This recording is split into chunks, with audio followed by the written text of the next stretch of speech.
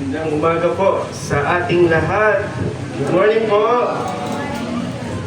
Yan, pwede ba nating batiin yung ating katabi ng magandang umaga? Okay. Pwede ba nating i-massage yung kanyang katabi? Ay, katabi at gising ka pa ba? Yan. Salamat po sa Diyos sa araw po na ito, sa kanyang kabutihan, sa kanyang katapatan po sa ating buhay. Handa na ba tayong makinig ng salita po ng Panginoon sa umaga po na ito? Sige po, let us focus and be attentive po sa Word of God. I believe po na sa simpleng message po ngayon ay meron pong sasabihin sa atin si Lord, no? Actually po, while I'm preparing this message, no, sabi ko paano ko ba ito ma-expand pa, mapapaganda yung mensahe. Our message for today po is very simple, pero kanina habang umaawit tayo, yung mga song ay sinusuportahan. Yung mensahe ng mga awit kanina ay suportado po itong message na ito. Kaya kung umawit kayo ng buong puso kanina at naramdaman nyo yung bawat mensahe, ay parang bonus na lang itong itong message ngayon, no? Kasi napakaganda po ng mga inawit natin at it's all about yung ibabahagi po sa atin ng Panginoon sa umaga po na ito. Sige po, sabay-sabay natin itaas sa Panginoon ang mensahe po na ito. Aming dakilang Diyos, salamat po muli sa oras na ito, sa kalayaan ng pag-aaral ng iyong salita. Niling po namin, O Diyos, that hindi po namin i-take for granted ang kalayaan na ito, pagkos Lord ay lubusin namin, Panginoon, ang pagkakataon ng Diyos na makapakinig, makapag-aral, Lord, ng iyong salita, Panginoon. Salamat, O Diyos, sa iyong walang hanggang mga pangako, walang hanggang salita niyo, Diyos, na nagbibigay sa amin, Panginoon, Lord, ng kalakasan, Lord, ng kapayapaan, Panginoon, at kasiguraduhan, O Diyos, sa mga bagay, Lord, na hindi namin hawak, Panginoon. Maraming salamat po.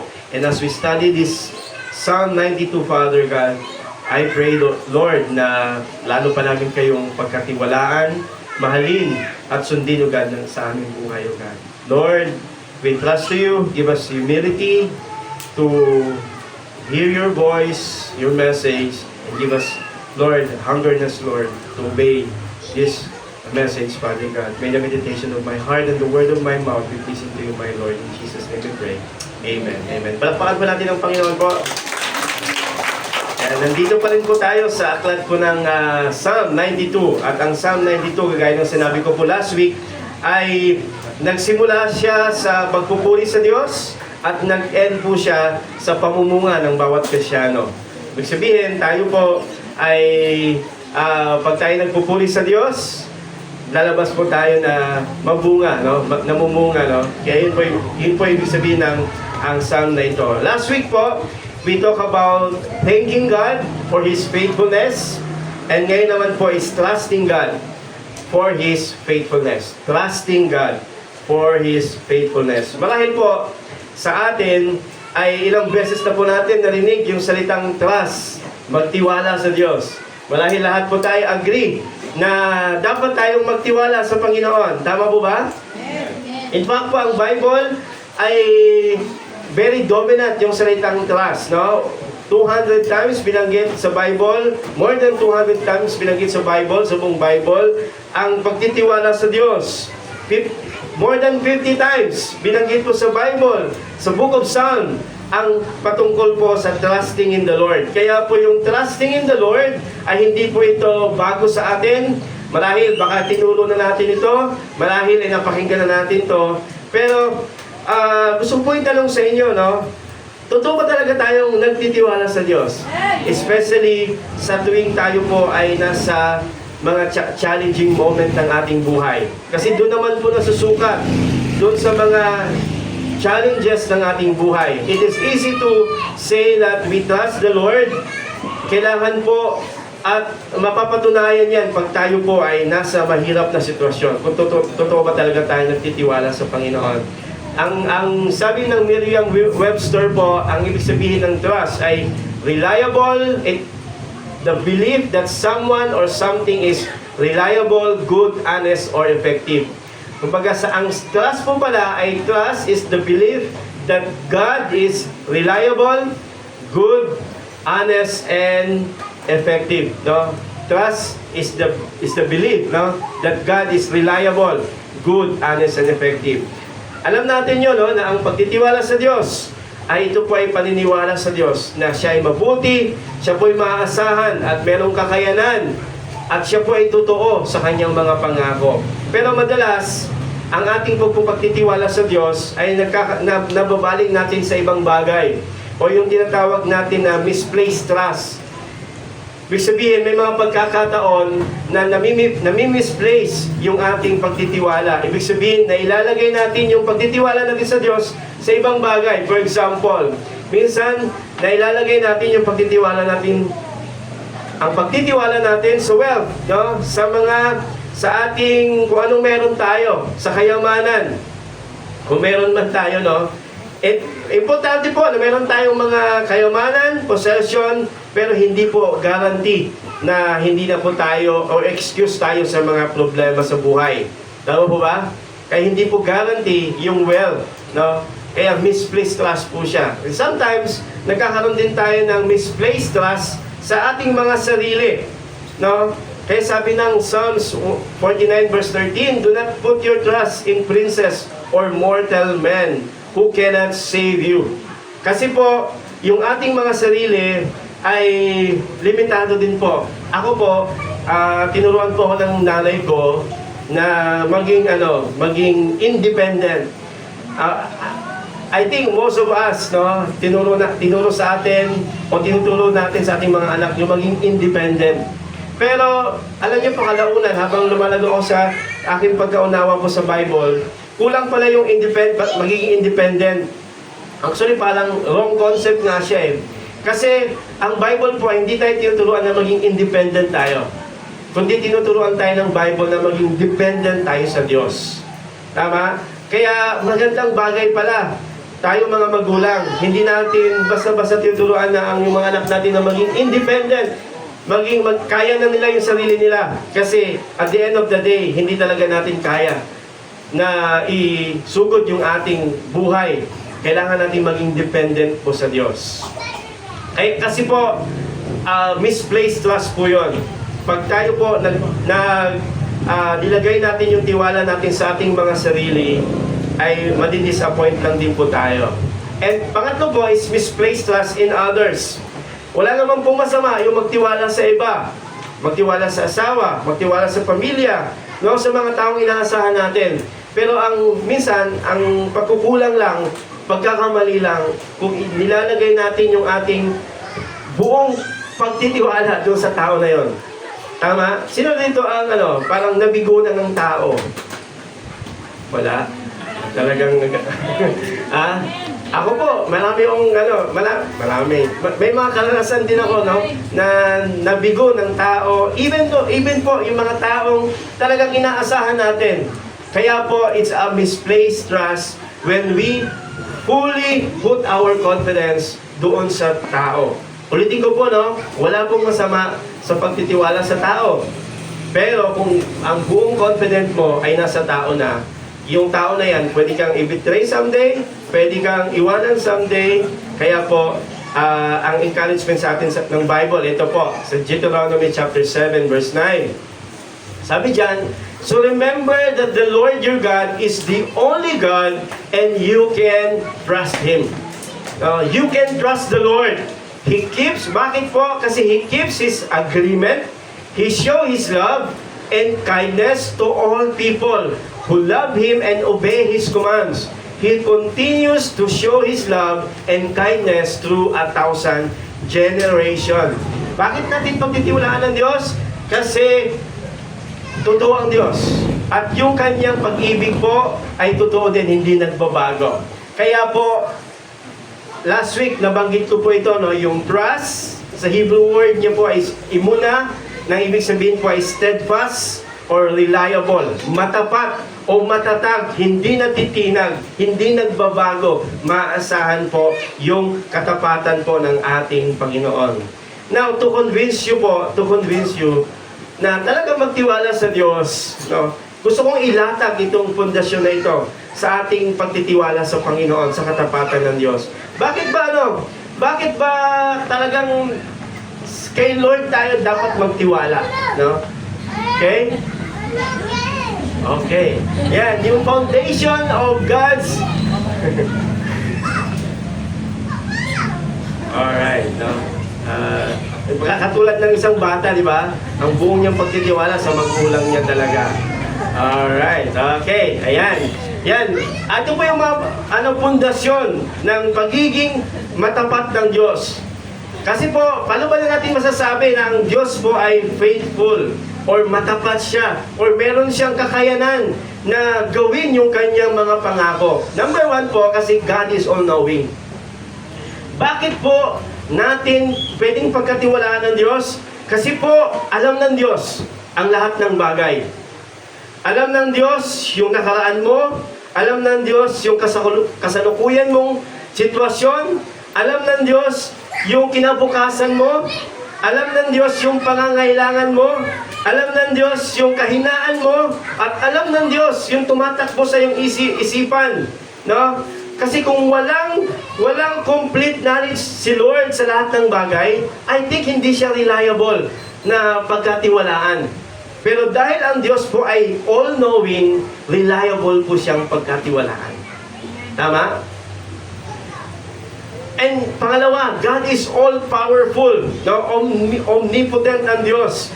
At ang kanyang kapangyarihan po ay walang limitasyon. Unlimited. God have an unlimited power. No? Hindi po siya kayang pigilan ng pangyayari ng sitwasyon. In fact po, ang plano ng Diyos, ang Diyos po ay hindi po siya reactive. Ang Diyos po ay proactive. Ibig sabihin, pag may nangyari, doon lang magre-react ang Diyos. Hindi ganoon ang Diyos. Kundi ang Diyos po ay makapangyarihan siya at hawak niya, kontrolado niya ang lahat ng bagay. That's why we can put our trust on Him. Ano pa? God is everywhere, no? Or omnipresent. Sumasa lahat ang Panginoon. And God is truthful. Hindi po nagsisinungaling ang Diyos. And God is immutable. I think po, self-explanatory naman po yung mga bagay na yan. No? Yan po yung pundasyon ng ating katapatan po ng Panginoon. Bakit natin pagkakatiwalaan ng Diyos? Kasi po, ang Diyos po ay all-knowing, all-powerful, and God is everywhere. God is truthful to His promises. Hindi nagsisinungaling ang Diyos at hindi po nagbabago po ang ating Panginoon. God's character and nature remain constant. He never changes. He never falter. Never forget. No? That's why His faithfulness po endures forever. Hanggang dulo ang kanyang katapatan. Amen ba? Amen. Nagpapasalamat ba tayo na meron tayong Diyos na tapat? It's talagang magbibigay ito sa atin ng comfort po sa buhay natin. Na anumang sitwasyon natin sa buhay natin, panghawakan lang po natin yung character ng Diyos, yung pangako ng Panginoon, and God will fulfill His promises. Now, sa umaga po na ito, ang huling tanong is, paano ba natin ma-apply itong mga bagay na ito? Paano ba natin ma-apply yung pagtitiwala natin sa Diyos? Okay? Kaya, doon sa Book of Psalms 92, nagsimula siya sa pasasalamat, pagpupuri. Sabi niya, proclaim His your unfailing love and faithfulness. Now, sa verse 5 po, diniscuss niya yung realidad ng ating buhay sa verse 5. Now, kaya po, paano natin ma-apply ang bagay po na ito, yung pagtitiwala natin sa Diyos? Number one, as we, yung isa-isahin natin yung mga verses, no? Number one is trust His plans. Pagkatiwalaan mo yung kaparaanan ng Diyos. Sabi sa verse 5 ng chapter 92, basahin niyo po natin. Panginoon, kay dakila ng inyong mga ginawa, ang isipan nyo'y hindi namin kayang unawain. No? Hindi daw natin kayang unawain yung isipan ng Panginoon. Yung, sabi sa English, no, how deep is your thought? Sino bang nakakaunawa sa isipan ng Diyos?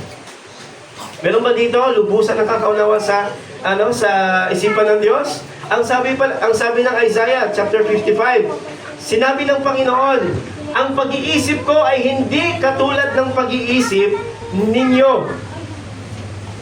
At ang pamamaraan ko ay hindi katulad ng pamamaraan ninyo. Tama? Yan sinasabi ng Bible sa atin. At ito pa ang pinakamatindi, no? Kung gaano daw kalayo ang langit at ang lupa. Sino ba nakasukat na, no? Sino ba nakapunta ng langit? Wala pa naman, no? No? Siguro, from dito, sea level hanggang doon sa taas, ganun daw kalayo. Ganun din kalayo ang pamamaraan at pag-iisip kaysa sa inyo. Ganun daw po. Malalim yung pag-iisip ng Diyos at napakalayo ng pagitan ng kaisipan natin at ang Diyos. Hindi natin maarok yung panukala ng Panginoon. Tama ba? Alam niyo, itong verse na ito, nagpapakita kung gaano kalayo ang agwat ng ating kaisipan sa isipan ng Diyos. Alam niyo, maraming mga bagay sa mundo na ito, pangyayari na hindi natin kayang maintindihan. Tama? Na hindi kaya nating arukin ng ating isipan. Doon po papasok yung salitang pagtitiwala sa Diyos. Doon po papasok yung pagtitiwala natin sa kung sino ang Diyos. At doon papasok yung pagtitiwala natin doon sa kayang gawin ng Diyos. No? Ibig sabihin, sa buhay pala natin, hindi natin kayang intindihin or hindi natin kayang parang arukin yung panukala ng Diyos. Hindi natin kaya. Huwag mo lang subukan. No? Huwag mo lang subukan na intindihin pa yung mga panukala ng Diyos. Ang kailangan lang natin is pagkatiwalaan natin ng Diyos. Yung plano po ng ating Panginoon. Amen ba? Sino dito ang parang nagplano na sa buhay niya? Ha? Wala. Lahat tayo, di ba, sumubok na tayo nagplano. Pero may mga plano tayo sa buhay natin na parang iba naman yung nangyari. Tama? Kunwari, for example, sa pag-aasawa, parang, Pastor, yung asawa ko ngayon, hindi naman talaga ito yung plano kong iba naman talaga inaayon ko Pero, noong una, di ko maintindihan bakit siya binigay ni Lord, pero ngayon naintindihan ko na. I hope naintindihan nyo na. Naintindihan nyo na ba kung bakit binigay ni Lord? Tama? May mga ganong plano tayo. May mga ganong parang gusto tayo sa buhay natin. Tama? Pero iba yung binibigay ng Diyos. Tama? Kahit sa career. Di ba? Usap nga kami ni Brother Jamer kanina Yung course niya sa college, iba sa trabaho niya ngayon. No? Yun, parang yung plano ko ganito trabaho ko. Pero after that, is iba yung Okay? Si Jen nga po ang course po niya is Masscom, di ba? Tapos nasa po siya ngayon, nasa bangko, no? Iba, no? Pero sabi ko, hindi naman nagkamali ang Diyos. Kasi Masscom, mas komportable pala siya sa akin. Okay, yun pala yun, singit lang. Okay? Hindi nagkakamali ang Diyos, tama po ba? Hindi nagkakamali ang Diyos. Ako po, dati ang plano ko po is, plano ko rin po is, business management po ang una kong kinuha. Tapos pangalawa, nag-HRM po ako. Tapos, hindi pala yung plano ng Diyos sa buhay ko. No? Pagpapastor po pala. No? Pangatlo na yung pag-autista, pero pagpapastor. Okay? Kaya, may mga plano tayo sa buhay, pero iba yung plano ng Diyos. At yung plano ng Diyos, minsan hindi natin kayang arukin po. Tama? Tingnan niyo po, ang sigurado lang tayo is mabuti ang Diyos. Ang sigurado lang tayo is merong magandang plano ang Panginoon sa atin. And, posible ba na maranasan natin yung plano ng Diyos? Of course. Kasi ang Diyos po ay pinapahayag niya yung kanyang plano. Okay? Jeremiah 29 verse 11. Favorite verse ni Brother Jobet, sabi niya kahapon. Okay? Sabi niya, alam ko kung paano ko tutuparin ang plano kung para sa kabutihan nyo at hindi sa kasamaan ninyo. Yung plano ng Diyos, hindi sa kasamaan nyo, kundi para sa kabutihan ninyo. Kaya sometimes pag nandun tayo sa parang mahirap na sitwasyon, ay hindi talaga yun yung ultimate plan ni Lord. No? Dinadaan lang tayo dyan para parang isala yung ating kalooban, yung ating mga sarili para doon sa plano ng Panginoon. At ang plano para bigyan kayo ng pag-asa at magkaroon kayo ng mabuting kinabukasan. Actually, yung verse po na ito, ang context ng verse na ito, sabi ni Jeremiah, punta na kayo doon sa exile. Kasi ang mga Israel dati, nung sasakupin na sila, ang gusto nila, pumunta sila sa Egypt. Kasi parang mas komportable ang buhay nila doon. Doon na lang sila tatakas. And sabi ni Jeremiah, huwag kayong pupunta sa Egypt. Kasi doon kayo maninirahan sa exile. Pag-exile kayo, doon kayo dadami. Yun ang sundin nyo kasi yun ang plano ng Diyos. Kaya kanilagay doon sa exile, hindi para ubusin kayo, mawasa kayo, kundi nilalagay kayo sa exile para i-preserve yung lahi ninyo. Kaya yung mga pumunta ng Egypt, hindi na sila nakabalik. Ang nakabalik ay yung mga taong dinala ng Diyos doon sa exile for 70 years. No? Para bang sa buhay natin is yung, bakit mo dinadala dito, Lord? Di ba? Bakit mo dinadala dito sa problema nito, sa pagsubok na ito? Anak, minsan dinadala kita dyan kasi may plano ako. At yung plano ko, marahil hindi mo maintindihan ngayon, pero magtiwala ka lang sa akin. Amen? Kaya sabi dyan, kung magkagayon, pag nandun na kayo sa exile, tatawag at mananalangin kayo sa akin. At diringin ko kayo kung lalapit kayo sa akin ng buong puso. Kaya pala nating maintindihan o masumpungan, hindi man lubusan, pero ipapaunawa sa atin ng Diyos yung kanyang plano po sa atin. Ang sabi lang dyan, may requirements, no? Manalangin kayo sa Panginoon. At diringin kayo ng Panginoon. Lumapit kayo sa Diyos ng buong puso po ninyo. Amen? Salamat sa Diyos, no? Bilang isang anak ng Diyos, lakad tayo sa buhay na ito na merong kapanatagan talaga eh. Kasi merong Diyos na may hawak ng lahat ng bagay sa buhay natin. We cannot fully understand, no? But we can experience the goodness and the faithfulness of God. Amen? Tulog na yung kalahati sa inyo. Pangalawa.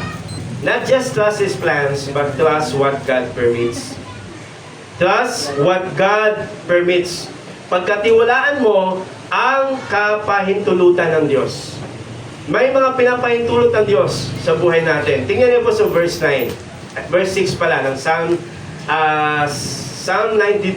Pagkatiwalaan mo ang kapahintulutan ng Diyos. Tingnan niyo po. Basahin natin. Hindi mo nawaan ng mga hangal at matitigas ang ulo na kahit umunlad ng taong masama, gaya ng damong lumalago, ang kahantungan pa din niya ay walang hanggang kapahamakan. Ngunit kayo, Panginoon, ay dakila sa lahat magpakailanman. Tiyak na mamamatay ang lahat ng inyong kaaway at mangangalat ang lahat ng gumagawa ng masama. Sabi natin, trust what God permits. Sa buhay natin na ito, sometimes pinapahintulot ng Diyos yung kawalan, mawalan. Pinapahintulot ng Diyos yung failure. Pinapahintulot ng Diyos yung sakit. No? But, kahit pinapahintulot ng Diyos yon, hindi ibig sabihin na hindi niya kontrolado ang mga bagay-bagay. At isa sa parang question sa atin na pinapahintulutan ng Diyos is yung kapahintulutan niya sa kasamaan. Evil. No? Tama ba? There's a lot of questions why God permits evil. And sometimes, yung evil pa nga, para bang kung sino pa yung masama, yun pa yung nagtatagumpay sa buhay. Tama? That is a very parang logical question na bakit yung mga hindi Christian, sila pa yung mayaman, sila pa yung mga ganun, di ba? At hindi sila nahuhuli. Ang gagaling nila. Di ba? Ano ba kayo? Nakasubaybay ba kayo sa ating bansa ngayon? Di ba? Ang gagaling nila, ang tatalino nila at hindi sila nagpapahuli. Bakit pinapahintulot ng Diyos yun? Why God permits these all things? Meron ding isang si Asaph, kilala niyo si Asaph? Sa Psalm 73, question niya rin yun. Sabi niya, ngunit ang sarili ko'y halos bumagsak na. Sa paghakbang ko'y muntik ng madulas. Sa taong mayabang ako'y naiinggit nga at biglang yaman ng mga masasama.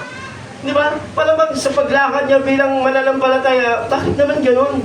Parang gusto ko na silang gayahin eh. Naiinggit na ako sa mga tao ganun.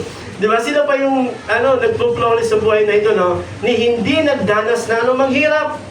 Sila'y masisiglang katawan malakas. Di tulad ng ibang naghihirap ng labis. Tama?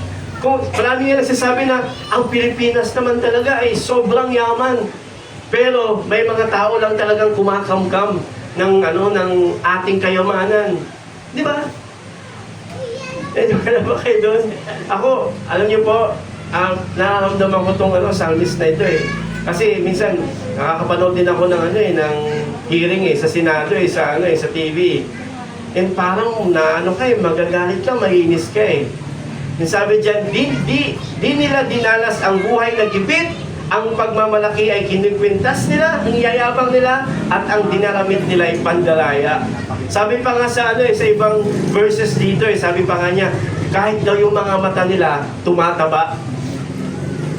Ibig sabihin, sobrang hindi lang tiyan yung tumataba sa kanila. Yung mga masasamang tao, pati daw mga nila, kukwintas daw sila ng mga mamahalin at yung mga mata nila ay tumataba. Nahirap intindihin, di ba? Yung mga pinapahintulutan ng Diyos. Pero, ito sabi ng psalmist bago siya mag-end.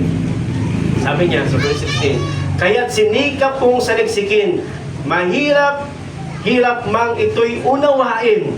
Gayon man, sa templo'y doon ko natuklasan na ang masama ay mapapahamak. Hindi niya maunawaan yung pangyayari, yung mga ginagawa ng masasama na umuunlad pa sila. Pero sabi niya, when I enter in the presence of God, doon ko fully naiintindihan na ang masasama ay merong katapusan. Amen? Nagagalit ba tayo? Iniisa-isa na nga sila eh. Nagagalit ba tayo sa mga taong gumagawa ng hindi maganda? At para bang walang nakakahuli sa kanila? Meron pong may araw din po sila.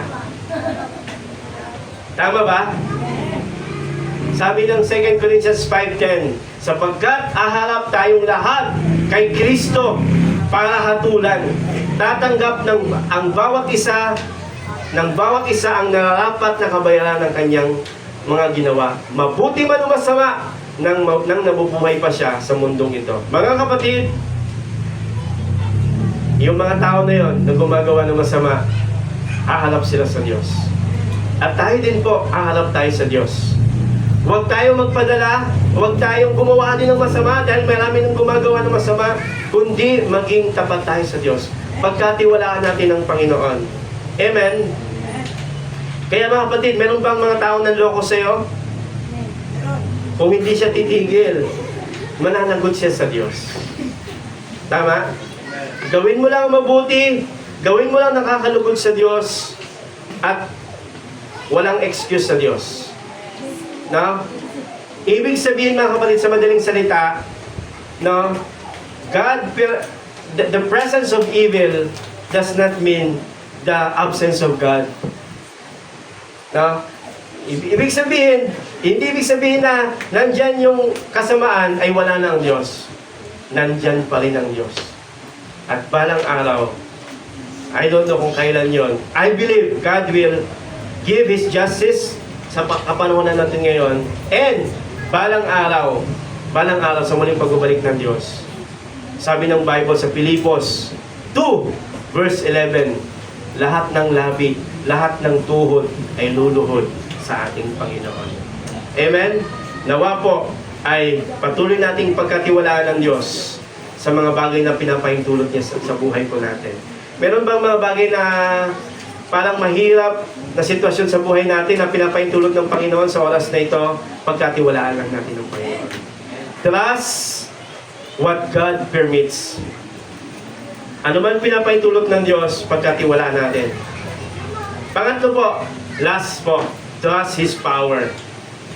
Not just trust His plans, not just trust what God permits, but trust His power. Pagkatiwalaan mo ang kapangyarihan ng Diyos.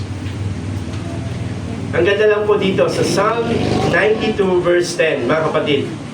Basahin nga natin, Psalms 92 verse 10. Pinapalakas nyo ako na tulad ng lakas ng toro at binibigyan nyo rin ako ng kagalakan. This is the good news. No? Pinapahintulot man ng Diyos yung mga hindi magandang bagay, pero ito po kagandahan.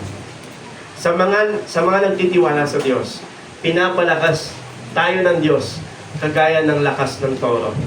An ox. Alam niyo sa Bible po, ang ox po represents divine strength and favor. Pag yung toro po sa Bible, ang nire-represent niya po ay yung divine strength and hard work that leads to fruitfulness. Yan po nire-represent ng ox. No? Kalakasang nagmumula sa Diyos, at pag tayo po ay nagsikap, ito po ay magdadala sa atin sa kasaganahan, sa fruitfulness. Ibig sabihin, may mga bagay man sa paligid natin na hindi gumagawa ng tama, pero tayo po, bilang nagkikiwala sa Diyos, palalakasin tayo ng Panginoon, kagaya ng lakas ng isang toro. Ito po yung assurance natin. Hindi man natin maarok ang kaisipan ng Diyos, hindi man natin kontrol ang mga pangyayari po sa paligid natin, pero bibigyan ka ng kalakasan ng Panginoon para gawin yung pinapagawa sa iyo ng Panginoon. Nilalagay ka ni Lord sa trabaho mo na yan, kahit parang magulo sa trabaho, kahit parang mayroong mga inconsistent, inequality sa trabaho, God can give you the strength and joy to accomplish yung trabaho po na yan. Amen? God can enable us now to do whatever He calls us to do. God can enable us. Philippians chapter 4 verse 11 to 12. Tingnan niyo po, sabi ng Bible. Pakibasa nga po, Philippians chapter 4, 11 to 12. Ito sabi ni Paul, patungkol sa kalakasan ng Diyos. Sabi niya, hindi ko sinasabi ito, sige pa, basahin natin.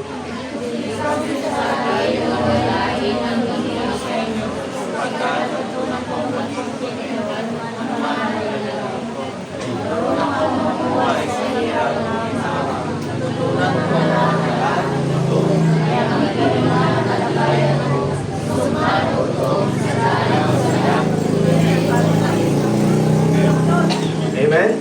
Ano sabi sa verse 13?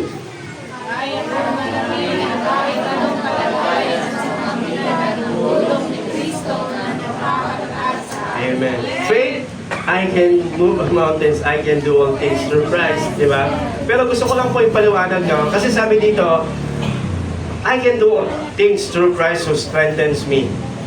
And sometimes, pag naisip natin na I can do all things, yung bang isip natin, yung tulong ng Diyos is sasagutin niya yung prayer ko. Sometimes, bibigyan ako ng Diyos ng talagang kung ano yung hinihingi ko. Tama? Pero alam niyo po, ang interpretation ni Paul dito sa I can do all things, sabi ito sa verse 11 and 12. No? Hindi ko sinasabi ito dahil nanghihingi ako sa tulong niyo sapagkat natutunan kong maging kontento anuman ang kalagayan ko. Ibig sabihin, I can do all things through Christ who strengthens me, even po sa panahon ng tayo po ay nagugutom, busog man o gutom. Tutulungan tayo ng Diyos, bibigyan tayo ng kalakasan ng Panginoon. Sagana man o salat. Kasi inisip natin, no, I can do all things through Christ. Siyempre, bibigay si Lord palagi sa atin, ito, sagana. Di ba? I can do all things through Christ. Siyempre, bibigay sa atin ni Lord, ito, kabusugan palagi. Di ba? I can do all things. Gusto ko, ibig sabihin, ibibigay sa akin ni Lord, ito, ginhawa. Palagi. Di ba? Tama po ba? Pero, ang interpretation ni Paul, I can do all things through Christ. Sabi niya, sabi niya, natutunan kong maging kontento. Ibig sabihin, ano man ang sitwasyon ko, nandyan si Kristo para palakasin ako. Natutunan ko ang lahat ng ito. I can do all things through Christ, kahit po sa sitwasyon na mahirap o sa ginhawa, sa busog man o sa gutom, sa gana man o sa lahat, kontento pa rin ako. Magpupuri pa rin ako sa Diyos. Amen po ba? Kaya ang ganda ng kinanta natin kanina eh. Kahit ako'y naghihintay, magpupuri pa rin ako kay Lord. Magtitiwala pa rin ako sa Panginoon. Amen? Ang buhay naman talaga natin ay hindi naman talaga palaging palaging nasa saganang parte ng buhay natin. Pero, ang bagay na pagtitiwala po sa Diyos ay kahit po sa lahat ng sitwasyon is pagkatiwalaan natin ng Panginoon. Amen ba? Kaya, how can we trust the Lord? Trust His plans, trust what God permits, and trust His power, His enablement, no? His empowerment. Kaya mga kapatid, sa oras po na ito, tayo pong lahat ay yumuko at manalangin sa Diyos. Habang po tayo na kayo po at lumalapit po sa ating Panginoon, gusto ko lang po kayong tanungin ulit. Talaga bang nagtitiwala ka sa Diyos? Do you really trust the Lord?